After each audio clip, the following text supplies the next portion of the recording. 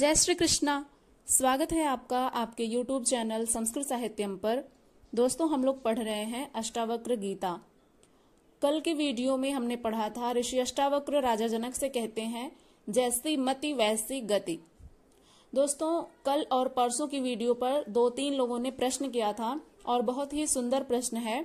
तो पहले उनके प्रश्नों को लेंगे हम, फिर उनके उत्तर को जानेंगे, उसके बाद आज के पाठ को प्रारंभ करेंगे। दोस्तों, सबसे पहले प्रश्न किया है निर्मला बत्रा जी ने। उनका प्रश्न है कि भगवान एवं भक्त के संबंध को किस कैटेगरी में रख सकते हैं। तो यहाँ पर ऋषि अष्टावक्र जी कहते हैं कि भगवान और भक्त का कोई ऐसा संबंध नहीं होता है। उन्होंने स्वयं कहा है अहंकारवश स्वयं को परमात्मा से अलग मान लेता है और वह यह मानता है कि आसमान में कहीं दूर परमात्मा बैठा है, वह सभी को देख रहा है, सभी को पुरस्कार देता है, दंडित करता है और वह मालिक है और स्वयं को वह सेवक समझ लेता है। तो इस बात का खंडन करते हुए ऋषि अष्टावक्र कहते हैं कि तुम स्वयं ब्रह्म हो। और उपनिषद भी कहते हैं कि अयम आत्मा ब्रह्म तत्त्वमसि, अर्थात यह आत्मा ब्रह्म है और तुम वही हो। तो ये रहा इसका उत्तर। तो भगवान और भक्त का इसमें कोई संबंध नहीं बताते हैं ऋषि अष्टावक्र जी। दूसरा प्रश्न है अंकुश जी का। उन्होंने प्रश्न किया है कि द्वैत और अद्वैत में सही कौन सा है। तो इसमें अद्वैत जो है वह सही है, क्योंकि अद्वैतवादी जो हैं वे यह मानते हैं कि आत्मा और परमात्मा एक ही है, और जबकि द्वैतवादी जो हैं वे द्वंद्व को मानते हैं, अर्थात यह जो शरीर है इसमें जो विद्यमान आत्मा है इसको और परमात्मा को अलग अलग मानते हैं। और जो अद्वैतवादी हैं वे स्वयं कहते हैं कि तुम ब्रह्म हो, अर्थात आत्मा और परमात्मा एक ही है, आत्मा और परमात्मा अलग अलग नहीं है।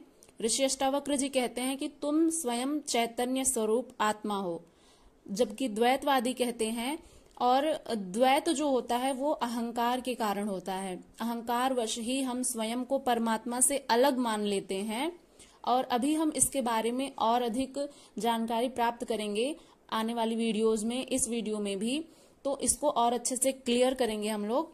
तो आप लोगों का प्रश्न बहुत अच्छा था, आप लोगों ने प्रश्न किया, इसके लिए बहुत बहुत धन्यवाद। और जयंत अंकम जी, उन्होंने आभार व्यक्त करते हुए कहा है कि आपका आभार, आपने मुझे मेरे सत्य स्वरूप से अवगत कराया। तो दोस्तों, ये हमारा छोटा सा प्रयत्न है कि हम श्रीमद् भगवद गीता और अष्टावक्र गीता को आप लोगों तक पहुंचाएं, उसके अर्थ को, उसके भाव को बहुत ही सरल भाषा में आप लोगों तक पहुंचाने का हमारा यह छोटा सा प्रयास है। और आप सबसे भी हमारा यह विनम्र निवेदन है कि इस चैनल से जुड़ें और बाकी लोगों को भी जोड़ें, ताकि हम सब साथ में मिल करके अपने हिंदू धार्मिक ग्रंथों के बारे में और अधिक जानकारी प्राप्त कर सकें। श्रीमद् भगवद गीता और अष्टावक्र गीता के श्लोकों को हम लोग यहाँ पर बहुत ही आसान भाषा में समझते हैं और लोगों को भी साथ में आप इस चैनल से जोड़ सकते हैं, ताकि हम सब एक साथ मिल करके अपने इस हिंदू धार्मिक ग्रंथों को अच्छे से पढ़ सकें और समझ सकें। दोस्तों, चलिए बिना किसी देरी के आज के इस वीडियो को प्रारंभ करते हैं। अगले सूत्र में ऋषि अष्टावक्र जी कहते हैं कूटस्थम बोधमद्वैतम आत्मानं परिभावयः आभासोहम भ्रमं मुक्त्वा भावं बाह्य मथांतरम, अर्थात मैं अहंकारी जीव हूँ, ऐसे भ्रम को एवं बाहर भीतर के भाव को छोड़कर तू कूटस्थ बोध रूप एवं अद्वैत आत्मा का विचार कर। अब अष्टावक्र जी राजा जनक को बताते हैं कि यह अहंकार सत्य नहीं है, यह आभास रूप है। इस आभास रूप अहंकार के कारण ही तू अपने को जीव समझता है, एवं अपने को इसी भ्रम के कारण आत्मा से भिन्न समझता है। इसलिए तू इस भ्रम को हटा दे तथा साथ ही साथ इस बाहर भीतर के भाव को भी छोड़ दे कि आत्मा अर्थात परमात्मा कहीं दूर है या तुम्हारे ही भीतर है। यह बाहर भीतर का भेद मन का ही है। आत्मा सर्वत्र है, बाहर भी है और भीतर भी। तू केवल इस कूटस्थ स्थिर अचल बोध स्वरूप अद्वैत आत्मा का विचार कर। अष्टावक्र जी राजा जनक के भ्रम को मिटाने हेतु कहते हैं कि ये तुम्हें जो विचार मिले हैं ये सब उधार हैं, दूसरों के हैं, तुम्हारे नहीं हैं। दूसरों के कहने पर झूठी मान्यता तुमने बना ली है कि मैं जीव हूं, आत्मा मुझसे भिन्न है। कोई आत्मा को बाहर सृष्टि में कहता है, कोई आकाश में, कोई स्वयं के भीतर आदि। इन झूठी मान्यताओं से सब दुखी हो रहे हैं, उनके साथ तुम भी दुखी हो रहे हो। इन उधार ली हुई मान्यताओं को छोड़कर स्वयं जाग कर देख लो तो यह सारा भ्रम मिट जाएगा कि मैं कौन हूं, वह आत्मा कौन है। कहाँ है वह आत्मा? केवल जागना मात्र है, ज्ञान के दीपक को जलाना मात्र है। अष्टावक्र जी ने जो बाहर भीतर की बात कही है वह जरा समझने की है दोस्तों, ध्यान से समझिएगा। मनुष्य के बाहर एक जगत है, यह संपूर्ण सृष्टि है जिसे कर्म जगत कहते हैं। बहिर्मुखी व्यक्तित्व वाले मनुष्य हमेशा बाहर की ओर इस संसार को देखता है, वह स्वयं के भीतर नहीं जा सकता। उसका ध्यान में जाना कठिन है क्योंकि मन अत्यंत चंचल होता है, वह तो बाह्य वस्तुओं की तरफ ही आसक्त होता है। इसलिए मनुष्य कभी भी ध्यान लगा ही नहीं पाता है ठीक ढंग से। ऐसा व्यक्ति कर्म योग के द्वारा आत्मा को उपलब्ध हो सकता है, अन्य विधि उसके लिए काम नहीं करेंगी। कर्म योग का अर्थ है निष्काम कर्म, आसक्ति का सर्वथा त्याग करके ईश्वर का कार्य समझकर कार्य करना। यह है बाहर का भाव जो हम लोग मानते हैं। हम सांसारिक मनुष्य यही मान बैठे हैं कि जो कुछ भी हो रहा है वह ईश्वर के द्वारा प्रदत्त हमें यह कार्य सौंपा गया है। इसी भाव से हम कर्म किए जा रहे हैं। और मनुष्य के भीतर तीन जगत और हैं।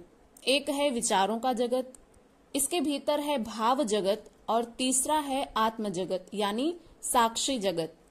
बुद्धिजीवी विचारों में जीता है। जो बुद्धिजीवी प्राणी होती हैं, जैसे हम लोग बुद्धिजीवी प्राणी हैं, तो हम सबके मस्तिष्क में कई तरह के विचार आते रहते हैं, तो हम लोग विचारों में जीते हैं। वह विचारों के साथ ध्यान का प्रयोग करके उस चैतन्य आत्मा तक पहुंच सकता है। उसे कर्म मार्ग में ले जाना कठिन होता है। वह बुद्धिजीवी होने से तार्किक होगा, अतः उसे चिंतन और विचार के साथ साथ आत्मज्ञान कराया जा सकता है। इसे ज्ञान मार्ग कहते हैं तथा उस व्यक्ति को ज्ञान योगी कहते हैं।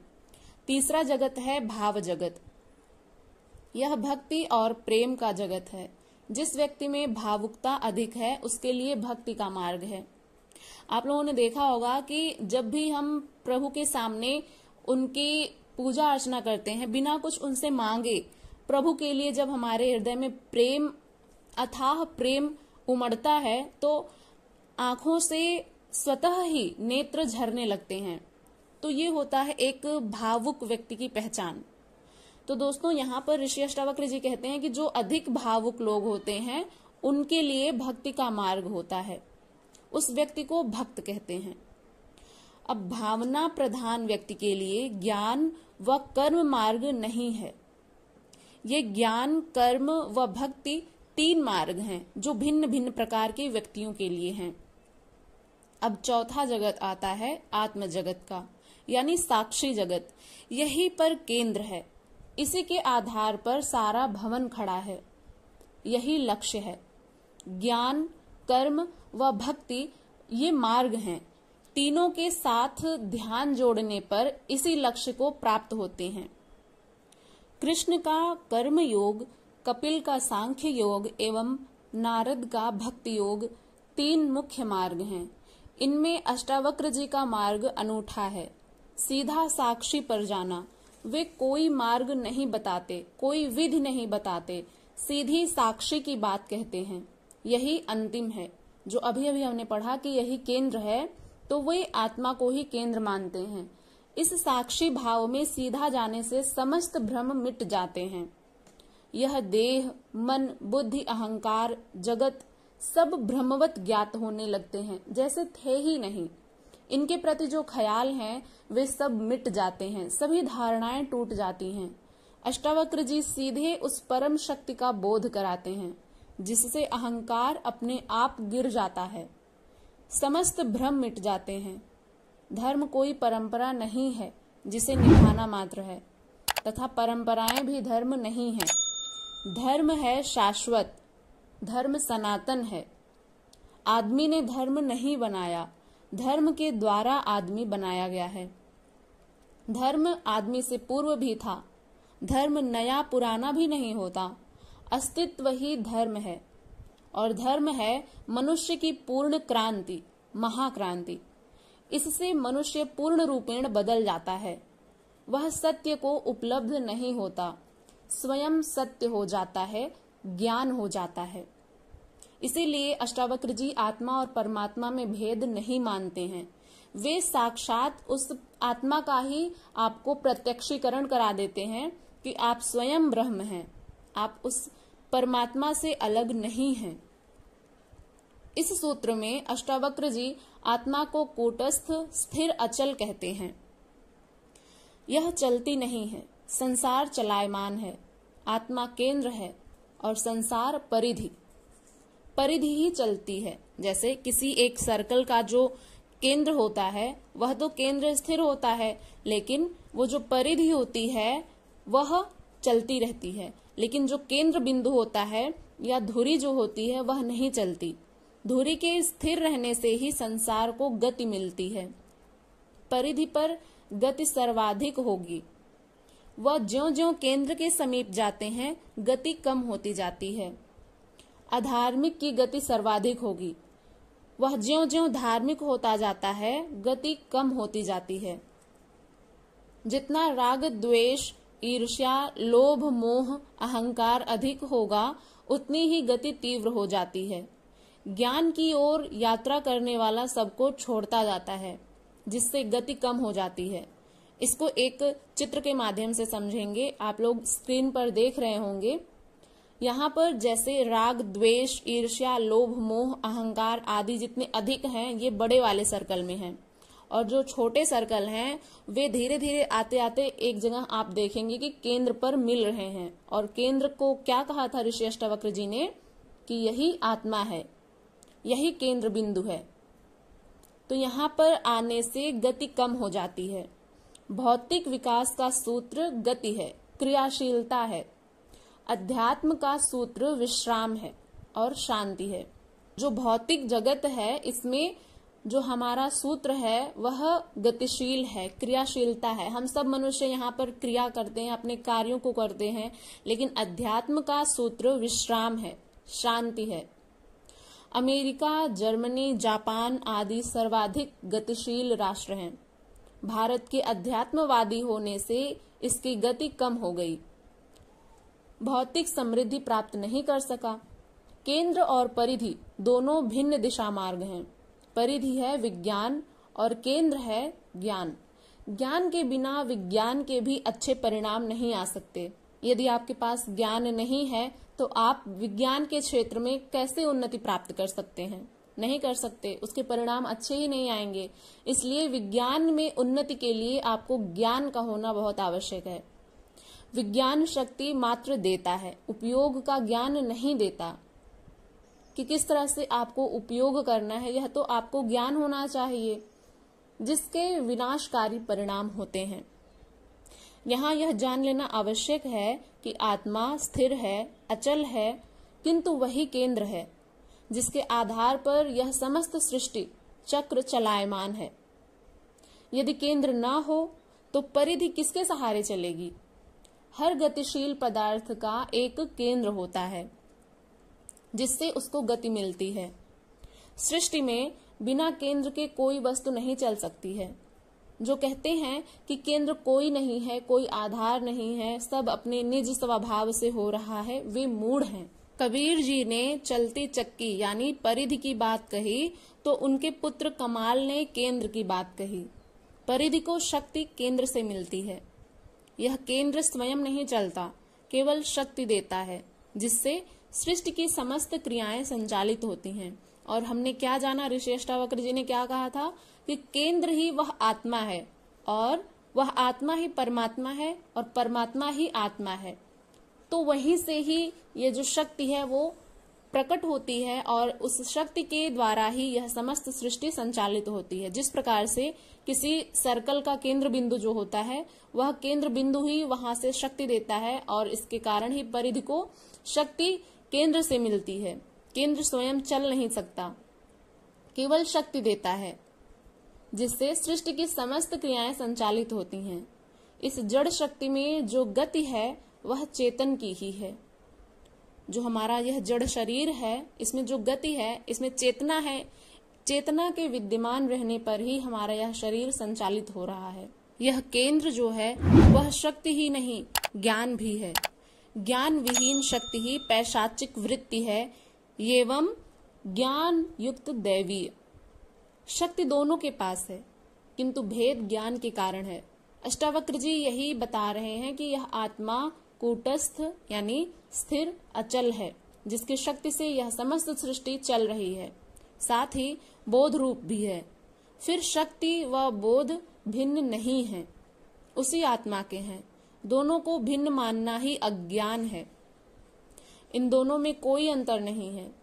शक्ति और बोध भिन्न नहीं होते हैं, आत्मा के ही ये दोनों हैं और दोनों को भिन्न मानना ही अज्ञान है। इसलिए आत्मा और परमात्मा में कोई भेद नहीं है। अगले सूत्र में ऋषि अष्टावक्र जी कहते हैं, देहाभिमान पाशेन चिरम बद्धोसि पुत्रक बोधो हम ज्ञान खंगेन तन्निष्कृत सुखी भव। अर्थात हे पुत्र, तू बहुत काल से देहाभिमान के पाश से बधा हुआ है। उसी पाश यानी बंधन का मैं बोध हूँ। इस ज्ञान रूपी तलवार से काटकर तू सुखी हो। अष्टावक्र जी जनक को बता रहे हैं कि वह एक ही चैतन्य अनेक रूपों में अभिव्यक्त हुआ है। अर्थात वह चैतन्य जो है वो एक है और अनेक रूपों में अभिव्यक्त हुआ है। शरीरस्थ आत्मा भी वही चैतन्य है। यह शरीर उसी का फैलाव मात्र है, जो यद्यपि पंच तत्व से बना हुआ प्रतीत होता है, किंतु इन पंच तत्वों का निर्माण भी उसी चैतन्य से हुआ है। उसी आत्मा का विकास मात्र है। शरीर दृश्य आत्मा है एवं आत्मा अदृश्य शरीर है। यह शरीर से भिन्न नहीं है, किंतु तेरा भ्रम यही है कि तू अपने को केवल शरीर मात्र मानता है, आत्मा नहीं मानता। इस एकत्व भाव को भूलकर ही तू देहाभिमान के पाश में बंध गया है। तुझे किसी ने बांधा नहीं है, स्वयं के भ्रम से ही बंधा हुआ है। यह शरीर और आत्मा के भिन्न होने की भ्रांति भी तुझे अनेक जन्मों से मिली हुई है। इसलिए अनेक जन्मों से तू इस शरीर के अभिमान के कारण बंधन में रहा है। इस बंधन से मुक्त होने का एकमात्र उपाय बोध है, क्योंकि ये बंधन वास्तविक नहीं है। यदि वास्तविक होते तो इन्हें तोड़ने के लिए किसी क्रिया अथवा साधन की आवश्यकता होती, किंतु यह देह मेरी है, यह आत्मा से भिन्न है, ऐसी धारणा भ्रम मात्र है, कल्पना मात्र है। अतः इस भ्रम को मैं शरीर नहीं हूँ, बोध मात्र हूँ, इस ज्ञान रूपी तलवार से काटकर तुम सुखी हो। भ्रम का इलाज विश्वास से ही होता है, वहाँ डॉक्टर की दवाई काम नहीं करती। भूत का इलाज ओझा ही कर सकते हैं या बाबा जी की धूनी की राख ही काम कर देगी, लेकिन घर में भूत दिखाई देने का भ्रम दीपक जलाकर देखने से ही दूर होगा। इसलिए अष्टावक्र जी ज्ञान रूपी तलवार से ही इस अज्ञान रूपी देहाभिमान को नष्ट करने के लिए कहते हैं, क्योंकि अज्ञान का विनाश ज्ञान से ही होता है। तो दोस्तों, आज की इस वीडियो में हमने सीखा, ऋषि अष्टावक्र जी कह रहे हैं कि यह जो आत्मा है वह परमात्मा से भिन्न नहीं है। और दूसरी बात यह है कि मनुष्य जो है स्वयं को देहाभिमान के बंधन में बांधे हुए है। वह स्वयं को केवल शरीर मानता है, वह जबकि चैतन्य स्वरूप आत्मा है, वह आत्मा को स्वयं से भिन्न मानता है। दोस्तों, इसी तरह की नॉलेजेबल वीडियोस देखने के लिए आप हमारे चैनल पर यदि पहली बार विजिट कर रहे हैं तो इसे एक लाइक अवश्य करिएगा। चैनल पर यदि नए हैं तो सब्सक्राइब अवश्य करिएगा। कमेंट करके बताइएगा कि आपने ऋषि अष्टावक्र जी के इन वचनों से क्या सीखा, आपको क्या अनुभव हुआ। आप अपना कमेंट जरूर साझा करिएगा और आपको कोई प्रश्न हो तो अवश्य ही प्रश्न पूछिएगा, हम उसका उत्तर देने का यथासंभव प्रयत्न करेंगे। दोस्तों, जो आप लोगों ने प्रश्न किया था, जितने लोगों ने भी प्रश्न किया था, उन सभी का धन्यवाद। और लोग भी प्रश्न करें तो अच्छा लगता है। कम्युनिकेशन से हमारा जो बॉन्ड है वो और अधिक मजबूत होगा और हमें भी मोटिवेशन मिलेगा कि हम इसी तरह की और अच्छी अच्छी वीडियोस आप सभी के लिए प्रेरणादायक वीडियोस लेकर आते रहेंगे।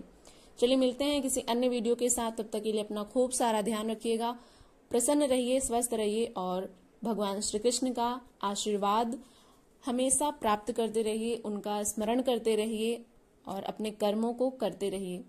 जय श्री कृष्ण।